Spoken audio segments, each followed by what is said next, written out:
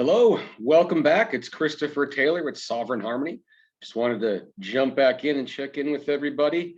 Today is Wednesday, February 16th, 2022. So this is my first video since my forecast for 2022. And it's a really nice little chunk of energy happening right now as we speak. In fact, today we just had the full moon this morning. It was exact this morning on the west coast of the US. Just before 9 a.m. Here right now, it's about 2:18 p.m. West Coast time where I am at. And looking at the current planets, there's the moon right there. So it was full just this morning when it was at 28 degrees Leo. It's since moved on and entered Virgo. We also have this little cluster here, Venus and Mars at 17 degrees Capricorn. We'll talk about that. And especially when that joins Pluto here in a few weeks, it's going to be pretty exciting stuff. Pluto is sitting right at the degree where it was on July 4th, 1776. In fact, I mentioned this in the 2022 forecast that the US is experiencing what's known as its Pluto return. Okay, and so there's three exact aspects where it's going to hit the exact minute of the degree. And the first one being this weekend here on February 20th. So that will be exact here 4 days from now. And then it'll back up over that position in July, and then again at the very end of December. So 3 times in the year of 2022. So it just makes this a very significant year, especially in the United States. It's kind of a make or break year. It's a year of things coming out, you know, all the deepest, darkest dirt coming out, and the need to transform completely or wilt away completely. Okay, so it's really a crossroads that the United States is at right now. So we have again that Venus-Mars conjunction we'll talk about, Pluto return. There is also a sextile right now between Jupiter. You can see just about 11 degrees Pisces and Uranus at 11 degrees Taurus. So they're 60 degrees apart. So that is active right now too. And I'm going to talk about how that links into the new moon in 2 weeks from now in early March. And that will be occurring pretty much right on Jupiter. So it'll kind of amplify this sextile. And at the same time, that is when this Venus-Mars conjunction, which is going to last the entire time. The first conjunction was, I believe, just this morning. And that the final conjunction won't be until early March. So they're going to be within a degree of each other for a few weeks, which is an extended period of time. And when they complete their conjunction and start separating, they're going to be with Pluto right on that Pluto return point for the United States. So big stuff happening energetically here. And of course, this is all precursor to the big conjunction between Jupiter and Neptune right here. That's going to be happening in April, early to mid-April. And so I'll probably be back in late March or something like that to jump on that. That'll be just before the next set of eclipses and a Mercury retrograde and whatnot. So it'll be a good time. But for now, we'll kind of cover the period from right now, mid-February, right on through March, basically, leading up to that conjunction in April, essentially. So to start with, why don't we just discuss this full moon, essentially. So this full moon in Leo, if we just go back to when it was exact, again, it was right around 9-ish or whatever, my time. So that's good enough. It was at 28 degrees Leo. Okay, 28 degrees Leo is a significant point, especially for the United States. If you remember, if we go back, I'm going to go back a few years here, back to 2017. Okay, and then we'll go to August. If you remember what was happening, I think it was August 21st, I believe. Yep, there it is. There it is, perfect. So 28 degrees Leo, we had this solar eclipse. So you can see the north node right there. It's always going to be near the new moons and full moons when it's an eclipse. And we have the moon at 28 degrees, right where it was this morning for the full moon, but it was with the sun for the new moon, and it was eclipsed. And it was a total solar eclipse, visible mostly in the United States. If you remember, there was people, booking tickets anywhere from, the mid-Atlantic across the Midwest, all the way to like Oregon. That was a kind of a streak across the country, essentially right across the center of the country from east to west, where the best views of the total solar eclipse was. And so there was, bookings years in advance to make sure that people were in position to see this. So you might remember, it might not, but it was a pretty big deal. I remember I was on a bus in Connecticut, on a drive when I noticed how the sky was getting dim. So I was not in a direct path of it, but it was a partial eclipse, even in the southern part of the US and the northern part of the US, but it was exact right across the center, essentially. So places like St. Louis and I think like Portland, Oregon, and they had a really good exact view of it. So you might have photos yourself from it if you were, made plans to see it or you were in that area. But point being, this was known as the Great American Eclipse. And that's because it was pretty much only exact right across America and pretty much the entire swath of the lower 48. It was exact, and you can have that good visibility. And at that time, this was just, maybe 7 months after Trump got inaugurated. So it was a big time of change in the US, change in, the momentum of the way things were going. And if you've seen my previous videos, like the video in late 2019, where I was talking about the decade of the 2020s coming up, I go into depth about Regulus in Virgo, coming from Regulus in Leo, how it relates to Trump, et cetera, et cetera. So you can go and look at that for more detail. But the point being is this was a significant time where there were some a roadblock in the greater plans of the globalists that were the momentum was kind of moving in one direction. Didn't matter what party was privy to, to power or whatever. Things were marching along somewhat silently and slowly and unnoticeably. There was a disruption there with that election, and this kind of represented that kind of change in the momentum of things in not only the United States, but in the world, because the United States is such an integral part of the global power dynamics and global finance and things like that. So not insignificant. And so today, and so in the days surrounding it, also we have the full moon again lighting up that position. So think, right down there at 28 degrees Leo, we come back to now, and there we are, and just a few hours ago, there was that moon at 28 degrees Leo, right? And so it's kind of re-amplifying that.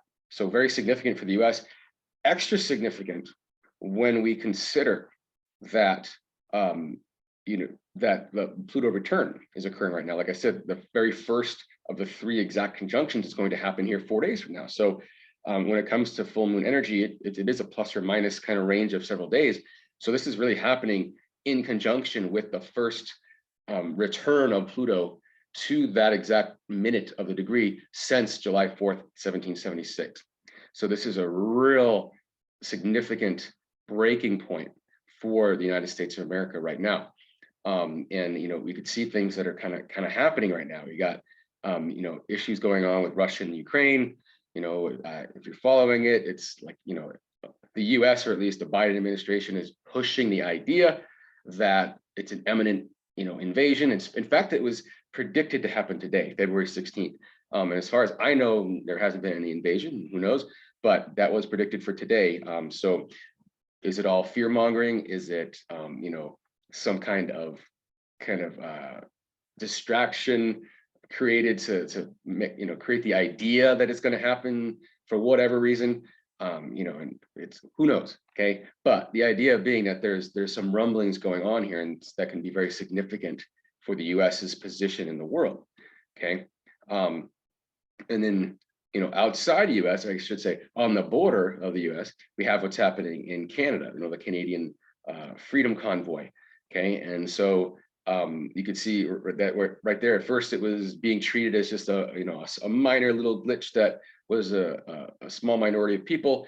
Then all of a sudden this week, Justin Trudeau, Prime Minister in Canada, decides that he has to issue war powers or whatever. I'm not sure exactly what it was, but basically saying that it qualifies as something that you can go in and treat as sort of an act of war and terrorism and whatnot. And so that escalated pretty quickly. If you're thinking about it in terms of going from small fringe minority to needing war powers to deal with it, I think it's kind of shows the denial that was happening in the beginning. And so that's a big deal too, because everyone, there's not only that happening, but all over the world right now, there are different protests against the mandates, et cetera. Your opinion is your opinion and mine is mine, but I think there's legitimate reason why people would be against mandating the vaccination for COVID, especially in light of the fact that it really doesn't compare to previous inoculation vaccinations. In other words, ones that actually prevent spread and infection.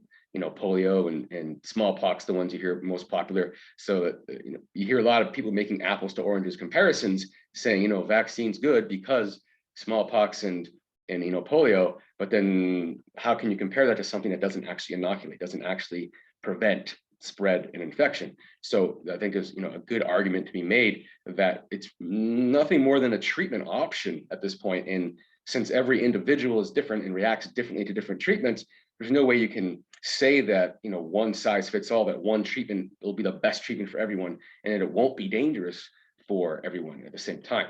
There are plenty of easier treatments that you can do that you don't have to commit your body to that, to something that's an experiment at this point.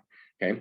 So again, your opinion's your opinion, my opinion's my opinion, but the point is, energetically speaking, we're at this kind of crossroad. There's a lot of, energy going both ways.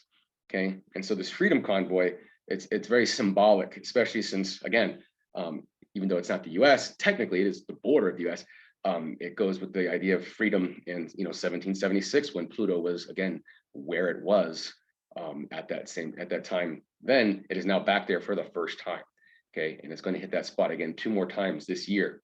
So 2022 is very significant for that same kind of energy of breaking from authority and starting anew, essentially. That's kind of where we're at again. Everything's cyclical. And so we're here at this kind of crossroads as well. So this is not a small time in US history, let's put it that way. So in retrospect, I think we'll see that. So anyway, going over, moving on from this sort of full moon that's highlighting that solar eclipse, the US solar eclipse from 2017, and how that relates to the Pluto return. Now we'll kind of hop over to what is going to be happening here as we move over the next couple of weeks. Like I said, it's kind of early March when a couple of things happen, and that's when this conjunction between Venus and Mars moves its way with Pluto. That's one of the things. And then again, this sextile between Jupiter and Uranus, this here is going to get highlighted because the sun right here is going to be forming that new moon.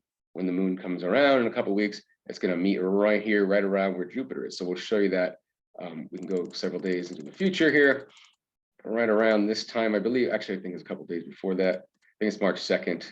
Yes, yeah, there it is, perfect. So you got the moon and in the sun at 12 degrees Pisces, just a couple degrees away from Jupiter. They're an exact sextile pretty much to Uranus at 11, almost 12 degrees Taurus. So that is highlighted. You also have Venus, Mars, and Pluto all at 27 degrees, which again is the point where Pluto was when the United States was formed, or on paper anyway. So this becomes, this new moon you can kind of think of this full moon as opening things up, and like this new moon is kind of the focal point from which where things will launch. Okay, and so on a personal level, think of it in the same themes as well. Whatever we're opening up to, whatever's coming into our space now, this full moon, how that's going to focus itself, and then where we can point that focus here once March starts here, and we get that conjunction, because that conjunction, Venus and Mars, it's super creative. You got, Venus is the feminine energy, Mars is the masculine energy. When they come together, that's very creative. That's essentially what creates, okay? And putting that with Pluto, there's a sense of transformational creation, okay? So this is a time to reinvent ourselves, essentially, if you want to think of it that way. And with Uranus and Taurus, gently aspecting that new moon, and with Jupiter there, that also kind of goes to that theme of innovation, okay? So reinventing, transforming and reinventing ourselves, innovating ourselves. But on a collective level, we can see that same theme. So, what is being revealed essentially is going to change things forever. Okay, and some of the things that are going on right now, that as far as revelations go, or things coming out, and which also relates back to that solar eclipse, right, in 2017, when only a few months into the Trump presidency, now we have this Durham report essentially that is saying that the Clinton campaign paid for surveillance, not only in the White House, but at Trump Tower, et cetera, et cetera. Anyway, it's all speculation. It's all, allegedly at this point. Of course, she's denying it, but energetically, this all kind of fits in. So in other words, what was happening in the summer of 2017 is coming out now, you see? And so that very much could be related, and that's part of that dirt coming up, the dirt of, you know, what's going on in the US and how things operate, how the CIA operates, and, you know, the manner in which they might not always be honest. Big surprise, right? But the point is things coming out that were kind of implanted or started back then, okay? So it's not like anyone's going to get off scot-free, essentially. And to add to that, you know, as we're talking about this takes us into early March, I believe, and don't quote me on this, I saw, I don't remember if the right date or not, I think it was March 30th, to just like, you know, 4 weeks after this point, where the launch of the new social media campaign, Truth Social, which is initiated by Trump. And, you know, I think Rep Nunes, who was a state rep or something like that, I don't know what he was, some kind of government position, but he is the CEO of this. And so this is going to be a different approach to media. Okay, so different approach to media and things coming out, dirt coming out. And, you know, you could have biases and whatnot, but this is certainly going to challenge general mainstream media. And if you look at, you know, mainstream media viewership, it's down quite a bit, especially like CNN and MSNBC and whatnot. And if you see what's, you know, I talked about this in previous videos, what's happening with CNN when it comes to people getting fired and scandals and things. So it's a mess, and it's kind of falling apart. So this might be coming out at the right time to not necessarily replace, but adequately challenge other information, etc. So again, this full moon can be signifying, again, the coming out of things that were starting in 2017, and this transformational, creative transformation along with innovation could be what's part of the plan going forward here. So we could see, you know, big changes, and that's what you need during a Pluto return for a nation, is big transformational changes. So if things have been one way for a long time, the only way that it's going to survive is if that switches and changes. So we need some death and rebirth, essentially. That's what Pluto has to do with it. It's like the phoenix rising from the ashes. So death and rebirth. And so we are kind of in the midst of this transitional process of death and rebirth. Also look at on March 2nd, that same, right when this triple conjunction is happening, when this new moon is happening, we got a conjunction between Saturn and Mercury in Aquarius. And so that's significant for solidifying information. That Saturn is kind of the makes things real, okay? And Mercury is the information itself. And so, and this being in Aquarius, so we're talking about, you know, what the future, our idea of what, you know, where the future is headed gets more clear as we get to this launch point, essentially. Okay, so lots of stuff going on here the next couple of weeks, and you know, as we move again about a month later, in a few days, this is when we're going to see, I believe it's like 10th or 11th or something. Yeah, there we go. 23 degrees, 24 degrees, Pisces, right around there. That is going to be early to mid-April. And we can kind of think of that as, you know, I've mentioned in previous videos, you know, the idea of the age of Aquarius, etc. You know, where does that begin and end? It's very vague. So, you know, leaving the age of Pisces, entering the age of Aquarius, etc. If you remember from 2020, if we go back there, at the very end of 2020, it was right around the solstice.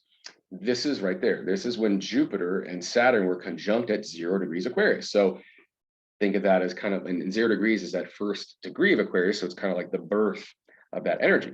Now, Pluto is kind of sitting on the doorstep, and that is going to make its way into Aquarius here in the next few years. Okay. So it'll be after the US Pluto return. Then the next big thing with Pluto is the entrance into Aquarius. Okay. And that'll be in Aquarius for about 15, 16 years. So it's an extended period of time. And so that, in my mind, is kind of like when the implementation of that age is really setting itself down into the ground. So we have that point, you know, 0 point of Jupiter and Saturn. And now if we come back to today and remember our little conjunction there between Venus and Mars, we already know that it's going to be exact with Pluto on March 2nd during that new moon. But look what happens. They're still going to be together here. And notice they're at 29 degrees Capricorn, and then boom, they're conjunct at 0 degrees Aquarius. So here in early March, we have sort of what was really implemented on a societal level here, the winter solstice of 2020, now it kind of transitions down into the personal level because of Mars and Venus being more personal created planets. So they're still in that conjunction, making that crossover, that threshold. In fact, Jupiter and Saturn were within 1 degree of each other when they both entered Aquarius within hours of each other, essentially. And so we're going to see the same thing happen with Mars and Venus. So really significant kind of precursors, previews of the idea of entering the age of Aquarius, right? So Saturn, Jupiter started out, Mars, Venus kind of bring it through another notch. And then when Pluto eventually gets there, which I believe it makes its first entrance sometime in 2023, it's going to be back and forth until it eventually is permanently in there by like mid to late 2024, where Pluto will actually be in Aquarius, I think, from that point forward. It might have one more dip back into Capricorn, but I know that it enters Aquarius in mid to late 2024. Pretty much that might be the last one.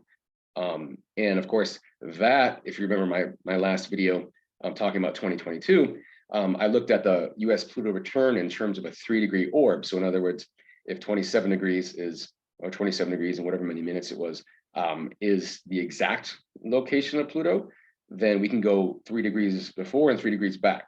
And it hit the point that it was 3 degrees before Pluto in mid-March 2020. And so, significant things happened in mid-March 2020, as you all know. And the end of that 3-degree orb, and when it leaves 3 degrees, which is in early Aquarius, it'll be about 3 degrees away from that point. That is in late 2024. So this is kind of like the ending of that. And in the US, obviously that is exactly when the next presidential election happens. Okay, so there's some significance tied with that. But this whole period from now until then, it's like this ironing out and figuring out period. And this age of Aquarius can go 2 ways, and I think it will go both ways. And this is like, if you've heard of the idea of the split, right? The split in energetic reality, essentially. And right now we have, lots of artificial intelligence and intentions for technocratic, unelected technocratic rule. We've had a nice preview with that with Dr. Fauci. The idea that someone who is unelected essentially dictates, what goes on in a nation. And so it kind of warmed us up to what is intended here in the sort of lower energy age of Aquarius, right? The technocratic rule, the AI technology, the kind of merging of man with machine, that kind of thing. That is, the darker, lower level AI, microchips, things like that.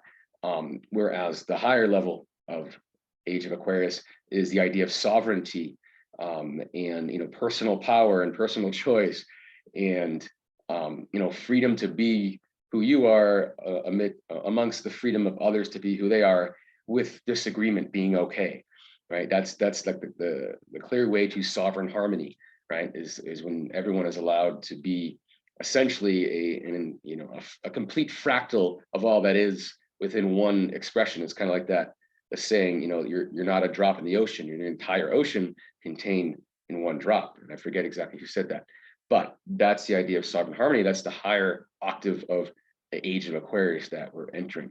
And the lower one, again, being basically giving up your power completely to outside authority, to the point where your body essentially isn't even yours anymore.